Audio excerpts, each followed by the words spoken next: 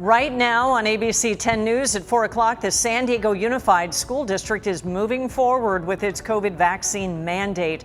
We talk with the district about how it plans to implement that requirement. Plus, a growing number of children are battling respiratory illnesses other than COVID, how pandemic restrictions may have impacted their immune systems. And San Diego works to address housing and homelessness, the key takeaways from today's roundtable meeting on these major issues.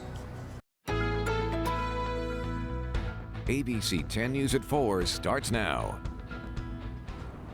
We need to get everyone vaccinated.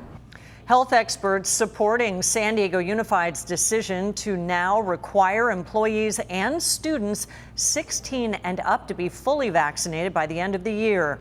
The board voted last night to move forward with the vaccine mandate.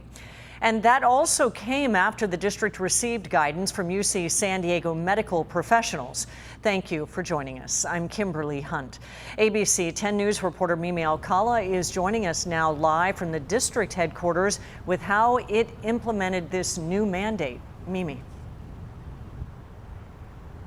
Hi, Kimberly. And some people against the vaccine rallied here outside of district headquarters yesterday. We showed you that live, but the board voted unanimously to move forward with that mandate. And today we got to hear a little bit more about their plans. In an effort to keep schools open and reduce the number of COVID-19 infections on campuses and in the community, San Diego Unified School District approved a COVID-19 vaccine mandate Tuesday night after the board heard about an hour of public comment and saw a large rally against the mandate earlier in the day.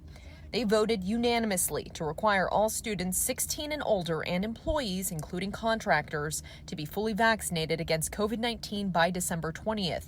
We can have a school district where we don't face the issues of staffing shortages, where we have students that are not being sent home because of COVID. The mandate will also require COVID-19 vaccines for younger students once fully approved by the FDA for their specific age group. For now, students 16 and older will need to get their first dose by November 29th and the second by December 20th. And if students don't get the shot, they won't be able to attend school in person. They will not be allowed to be on campus in person, and they will be enrolled in our virtual academy. To make sure families are aware of the latest decisions, San Diego Unified says they'll send out information about how and where to get free vaccines. They will also hold a virtual safety forum this week to give parents a chance to hear directly from health experts and ask questions. Now, there has been some pushback against the mandate. The group Let Them Breathe launched a new initiative called Let Them Choose and has threatened legal action against the district over this mandate. The only thing that I would say about any legal challenges is if they do come, we will deal with that through the legal process. And that safety forum will be held tomorrow on Zoom at 5:30 p.m. The district says they will be sending out an emailed link. We're live in University Heights. Mimi Alcala, ABC 10 News. The CDC is projecting new COVID-19 deaths will likely drop in the next month. It's the first time since June. The agency has forecast a 4-week decrease in fatalities from the virus. It projects a total of 724,000 to 753,000 coronavirus deaths reported by October 23rd. Total COVID deaths in the U.S. stand at just over 693,000, and COVID hospitalizations are also expected to decrease.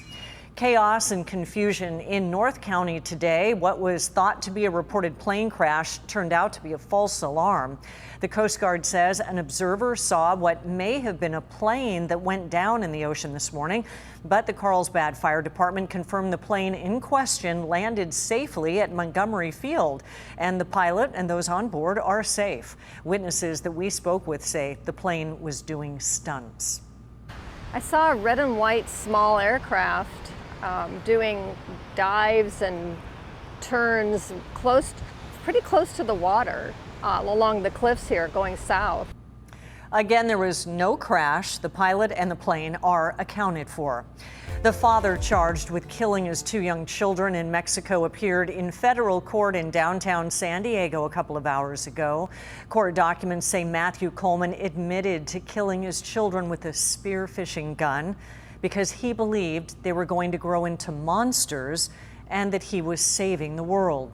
Coleman reportedly says that he was enlightened by QAnon and Illuminati conspiracies and believed his wife has serpent DNA and she passed it on to their children.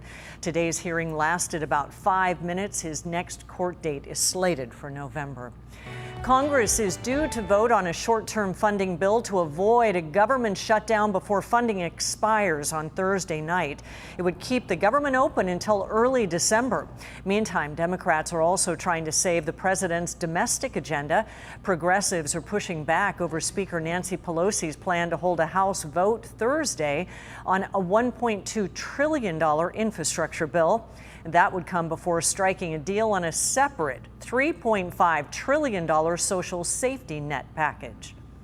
That agenda is the Build Back Better Act as well as the infrastructure bill. If you just did the infrastructure bill, that's 9% of what the president wanted to get done. Earlier this week, Republicans voted to block a bill that would avoid a debt default. House Democrats are introducing a new bill to suspend the debt ceiling, but they face an uncertain road ahead. And just in, a judge suspended Britney Spears' father from the conservatorship that controls her life and money. This comes after a pivotal hearing in Los Angeles today. Britney's father, Jamie Spears, petitioned to end the conservatorship after 13 years. The pop star had described that relationship as abusive. Her father maintains his actions were well within the parameters of the authority conferred upon him by the court. As food prices rise, some families are still not seeing any relief in their budget. Some food banks tell us the demand for help continues. The Tarrant Area Food Bank in Texas says currently 60% more people are asking for help than before the pandemic. After the eviction moratorium expired, people are struggling to pay rent. And on top of this, the economy is not fully recovered and not everyone is back to work. With higher demand and issues with grocery supply, food banks are also in a tough spot. We are at the food bank very concerned about the rising cost of food, particularly as it's impacting protein, which is a very important source of nutrition and calories for the people that we serve. Food banks are already looking ahead to Thanksgiving and even considering offering another protein instead of turkey. Some families could be receiving chicken or ham instead. Happening Friday, families who receive SNAP benefits are about to see an increase. Each person on food stamps in most states will receive $36.24 more per month.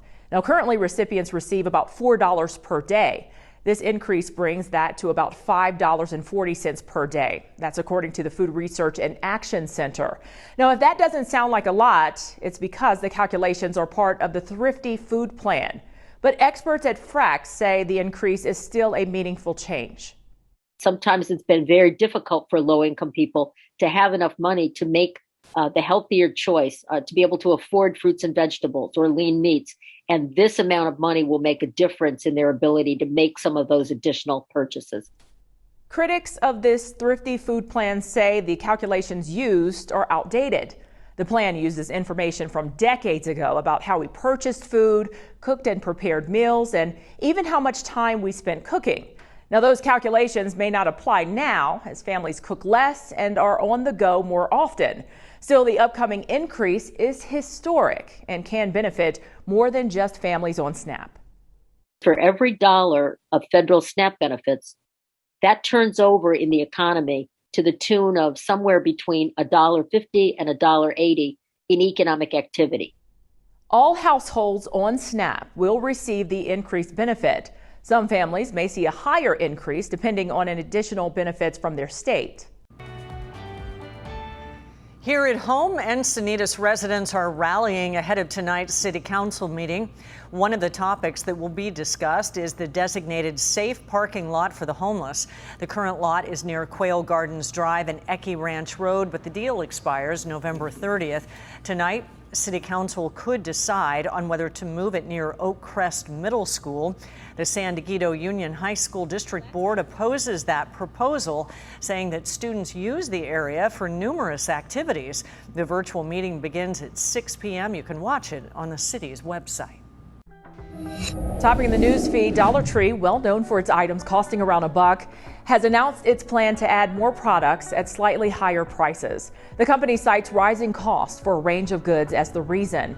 In some stores, it plans to sell some products at $1.25 and even $1.50. Large retailers like Costco, Walmart, and Home Depot are taking matters into their own hands to cut down on shipping delays ahead of the holidays. Amid a backup of container ships off the coast, the companies have started renting out their own shipping containers and are looking for different ports of entry. As temperatures drop, be prepared for sticker shock on home heating costs. Prices for natural gas have surged more than 180% over the past 12 months. Natural gas hasn't been this expensive since February 2014.